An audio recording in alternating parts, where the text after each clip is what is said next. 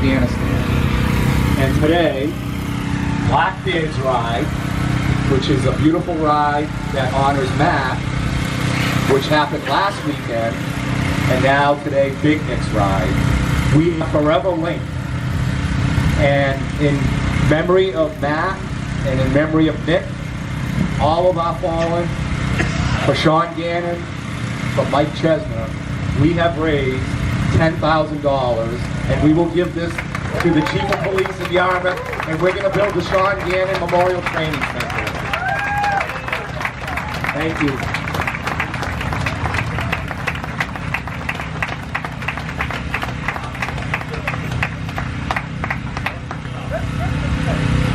Hey, you know, the last 3 months has been a severe roller coaster with a lot of negatives and a lot of positives. In the outpouring of so many people giving in their own way, from the smallest things to the largest things, it's been so heartfelt.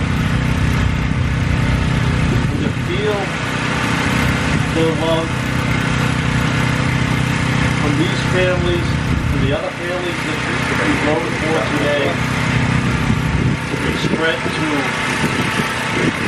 us in honor of Sean Gannon is just about as much as I can handle right now. But it's wonderful. I can guarantee you this will be put to really good use. It will hopefully prevent further tragedies that we're having obviously way too often. But remembering all of those fallen, which is what this ride is about, is what we're here for today, and what you do for everybody else. So I thank you very much. Thank these families. And God bless you all.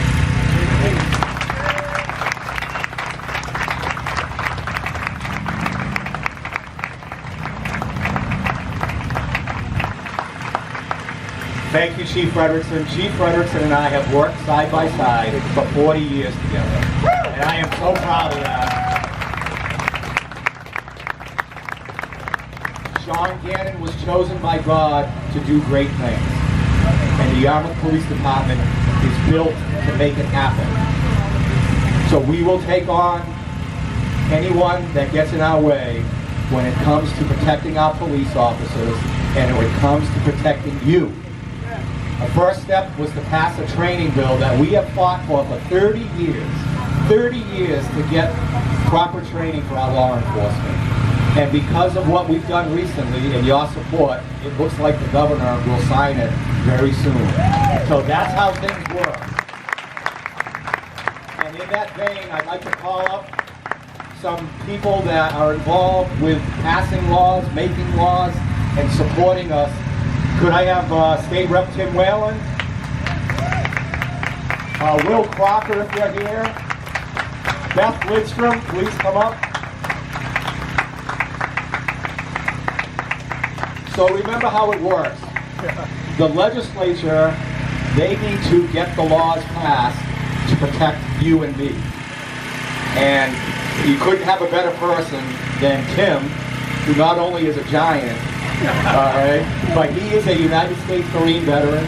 He is a Massachusetts State Trooper, and he's representing us here. We also have Will Crocker, and we also have a woman here. They're going to say a few words, but this woman is my friend, and she is running for United States Senate. So those are people that can help us as we move forward. Without further ado, I'd like to turn this over to Tim Whalen. Tim? Thank you, Deputy. Ladies and gentlemen, I want to let you know that the law enforcement community has no greater advocate than the Yarmouth Police Department and our Mid-Cape community. A few weeks ago, House 4516, which was the bill, an act related to the Municipal Police Training Fund, was stalled. So through some communication between myself, between the chief, the deputy chief, other people in the law enforcement community here on Cape Cod, but most importantly because of the advocacy And because you people spoke up, the Mid-Cape community and across the Commonwealth, your voice was heard. On Wednesday, we got the state Senate to finally move on House 4516. It was passed through both bodies in the day. It now sits on the governor's desk to make sure that our municipal police officers get access to the training and the resources they need to stay safe and to keep you safe.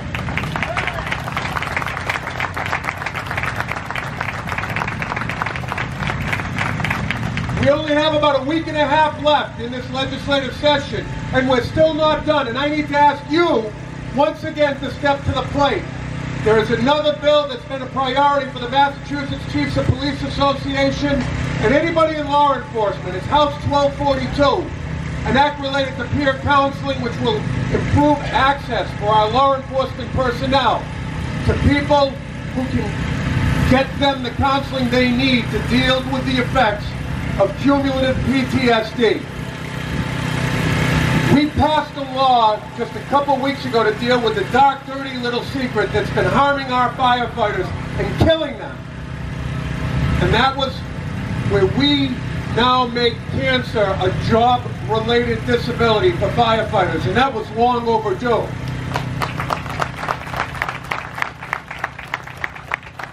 In law enforcement, the dark, dirty little secret that's been killing my friends, your friends, too many women, too many men, has been suicide. A police officer is 4 times more likely to die by their own hand than to die by homicide. Statistics prove it across the nation.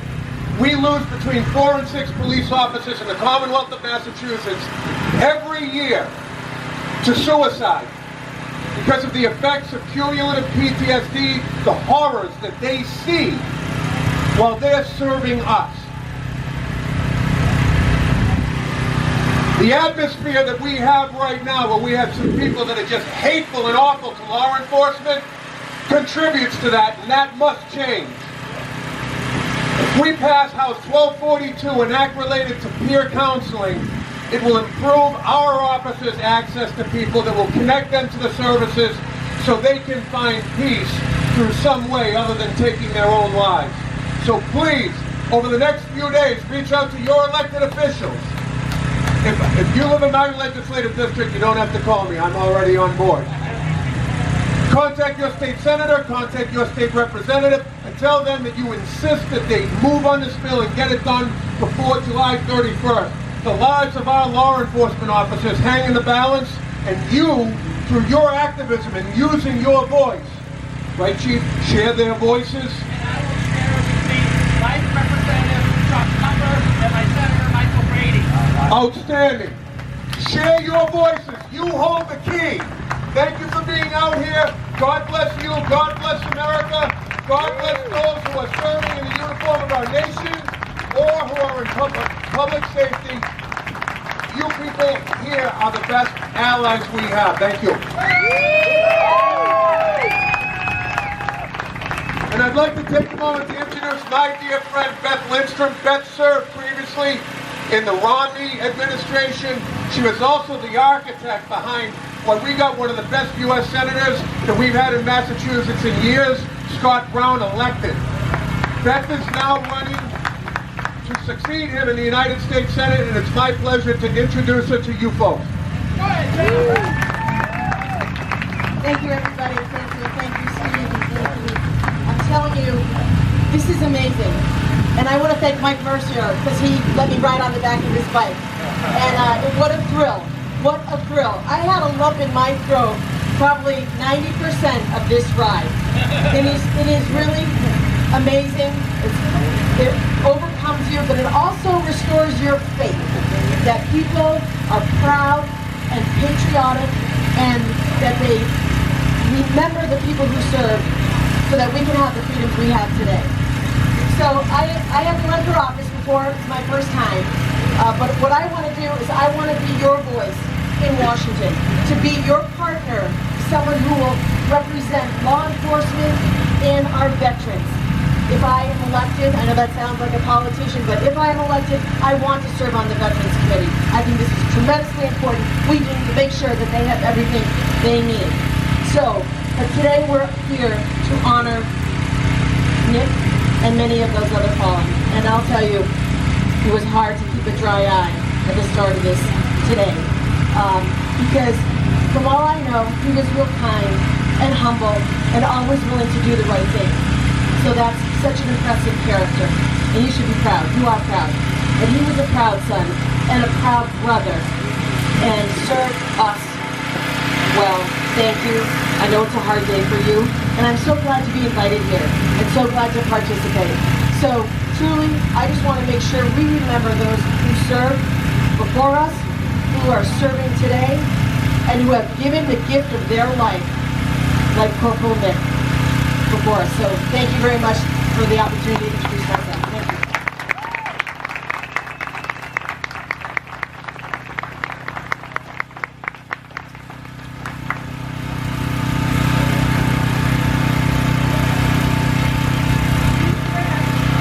God bless you. Remember what Nick said. Don't worry about me, Mom. I'm living the dream. So God bless you guys. Live your dream. Semper Fi.